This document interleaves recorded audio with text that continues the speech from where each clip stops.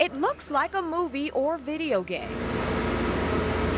Right now we're on a rural gravel roadway. Well, a virtual roadway on a virtual farm, part of a new UI study to help determine how kids can safely operate farm equipment. Everyone drives in the exact same field. Everyone has the exact same instructions. More than 80 kids between the age of 10 through 17 who work or live on farms will find themselves in this simulator doing normal farm tasks like mowing fields, driving around hills, and between farms. The goal? To prevent those teens from being injured or even dying in tractor crashes. What you really need to be able to do to help reduce the injuries and fatalities is to have an understanding of why those accidents and crashes occur. I jumped in the cab to test my own tractor driving skills. Do I need to have my seatbelt on? Skills that weren't exactly up to par. Don't hit me. Am I okay? There are 5 cameras throughout the simulator to help researchers record every move the driver makes, mainly paying attention to what's happening in front of them and behind them. We can measure what the steering wheel is doing, what the pedals are doing, what the inputs are doing. A fun test with serious results. And we can put a kid in a tractor in a simulator and look at those issues, and we don't have to worry about the risks that would be there in the real world. Covering the corridor in Coralville, Kim Wynne, CBS 2 News.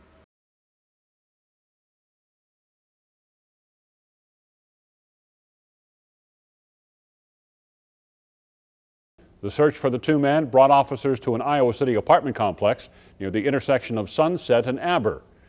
That's where CBS 2's Kim Wynne is live tonight with the latest. Kim? Well, Scott, things have calmed down a lot here since this afternoon. Earlier today, this entire neighborhood was sealed off as police looked for 20-year-old John Malba in this apartment building for 4 hours. Folks who live in the building or just around this neighborhood say they are still in shock. Round after round of tear gas was fired into the apartment where 20-year-old John Malba led police in a 4-hour standoff. They shot that in through the window, and that is what finally resolved the situation. Malba barricaded himself inside an apartment on the top floor after trying to escape through a window. They attempted negotiations. Obviously, those were not being successful. Around 3:15, police blocked off Sunset Street, evacuating residents in the building. We were about 2 feet away from the police, and he started yelling at me. It took dozens of officers and task force members to bring Malba out. Police say the 20-year-old is connected to the shooting that happened Thursday night during an undercover drug sting at Breckenridge Trailer Park. 24-year-old Ivan Hardiman was shot and killed, and 22-year-old DeMarco Dudley was injured. 2 undercover state agents were unharmed but are now on administrative leave. Eyewitnesses say the standoff has rocked the entire neighborhood. 2 years ago, Iowa City wasn't like this. Iowa City is very peaceful. Like when I first came here, I never even heard of a gunshot until this year and last year, and it's just shocking the community. Now 22-year-old DeMarco Dudley was released from the hospital earlier today and has since been taken into police custody, and police are still looking for Norman Dudley, who they say may have been involved in last night's shooting. Covering the corridor in Iowa City, Kim Wynne, CBS 2 News. In Cedar Rapids, where folks are now focusing on cleanup after this afternoon's strong winds and heavy rain. Many in the area have been hoping for showers to dispel the drought conditions, but we may have gotten more than we bargained for. Here's a look at some of today's damage in downtown residential areas. Firefighters and police cruisers were racing from one report of downed power lines to another. CBS 2's Kim Wynne is live with more on the storm and its aftermath.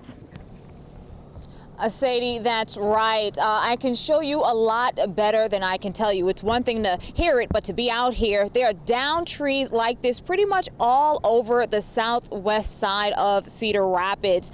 Just a few minutes ago, this tree that you're looking at was blocking the street, but city crews have been working hard. They moved it to the sidewalk to help let drivers get through. Now, the storm only lasted for about an hour or 2, but as you can see, it may take days to clean up the damage done.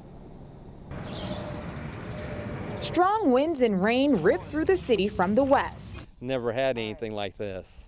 Destroying everything in its direct path, like this farm on the outskirts of the city. There's a shed just gone. And the trees. Blown down and snapped in half. The storm only lasted about an hour, but its force was strong enough to rip through the fence at the eastern Iowa airport and knock down trees all over the city. All of a sudden I just saw this little flash in the sky, and then this huge bolt just come down and hit that tree, and fire, smoke, and then the tree just went wham. I could see the tree limbs really blowing hard, and I thought, oh my gosh. David Hartgrave says it'll take thousands of dollars to repair his car, crushed by the tree that landed on top of it. The roof is caved in, the back window has popped out, and the driver's window is completely broken. As if the fallen trees weren't enough, he and hundreds of others on the southwest side have no power. There was a big lightning strike and the lights went out. A scary sight even for folks who've lived here their whole lives. Mother Nature is done struck. That's all there is to it. Now, trees aren't the only concern for folks who live out here. There are still 4,000 people who are without power, and officials say they're working as quickly as they can to help restore that power. Covering the corridor in Cedar Rapids, Kim Wynne, CBS 2 News. Farmers are not harvesting their corn, rather they're just chopping it down. That's because the drought has wiped out much of the value of their crop, so farmers are salvaging what they can for silage. Last night on the Fox 28 News at 9, we showed you this video from farmer Jason Toll of Strawberry Point. Yesterday, he chopped hundreds of acres of corn. And tonight, Fox 28's Kim Wynne talks to some other farmers who brought an early end to their corn growing season. This is just a 20-acre field. And half of it's gone. Half of it's gone for the year. Row after row of Steve Swanka's corn will never make it to market this year. They now lay in this bag. We had to chop this silage just to stretch our feed supply and try to get us through the rest of the summer, fall, and winter. Cow, come on, girls.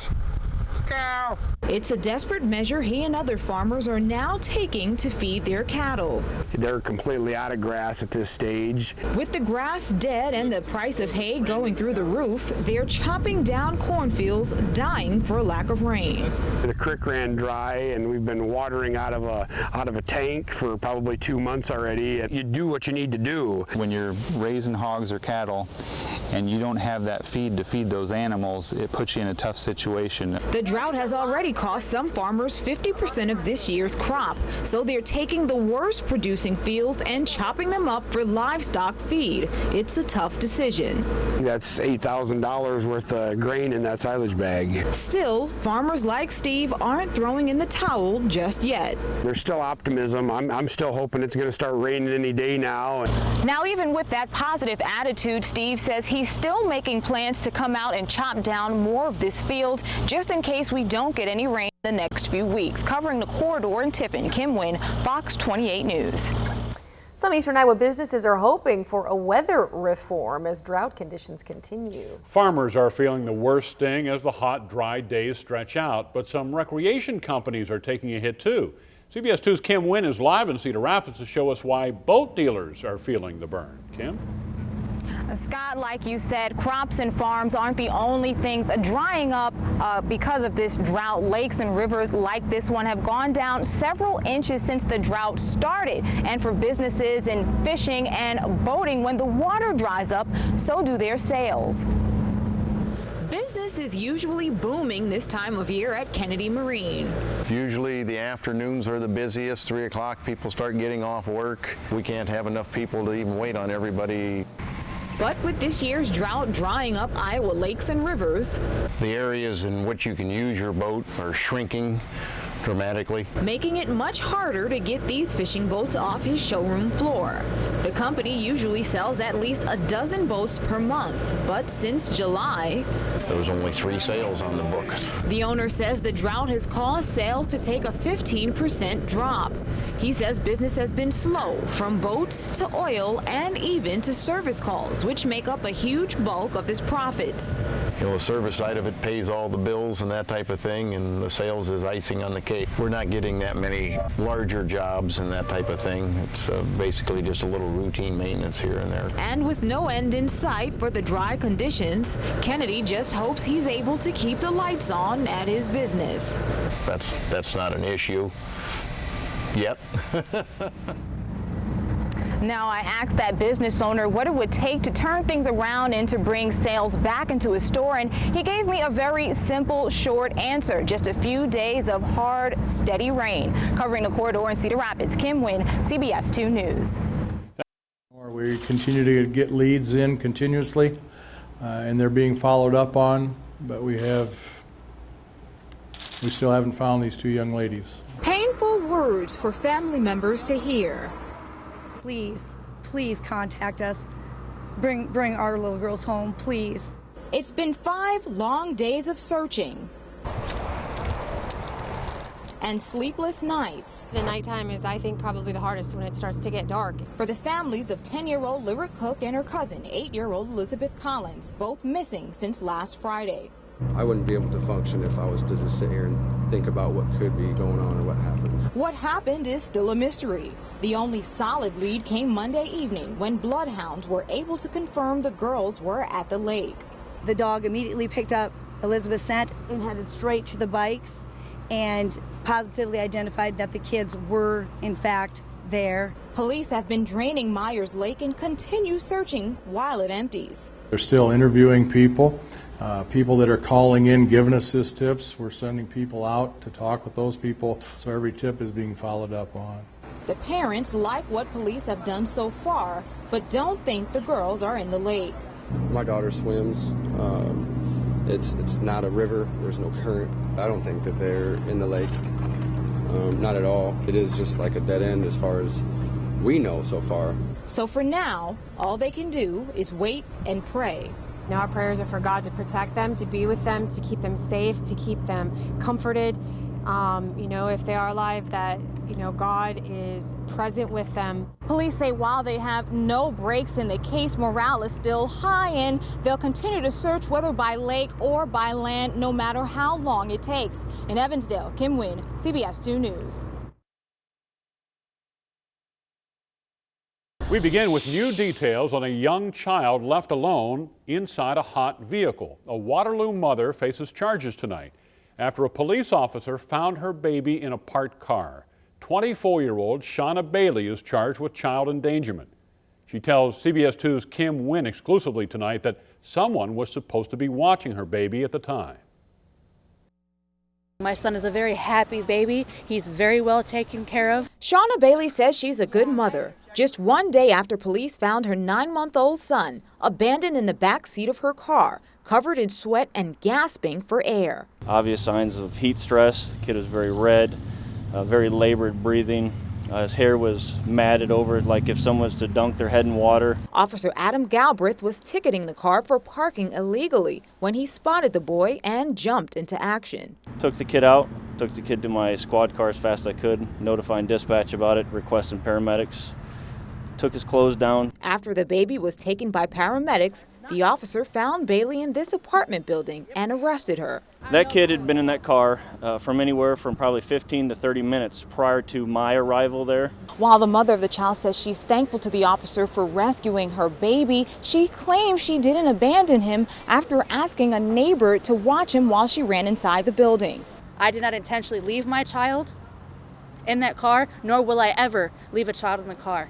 To me, I feel personally attacked by this situation. Whether she is or isn't, she's been charged with child endangerment. And as for the man who saved the child, he's not calling himself a hero. I'm glad that I was able to be put in a position to be able to find the kid. But gives credit to a higher power. And the complete credit for that just goes to the good Lord. In Waterloo, Kim Wynne, CBS 2 News. Police also say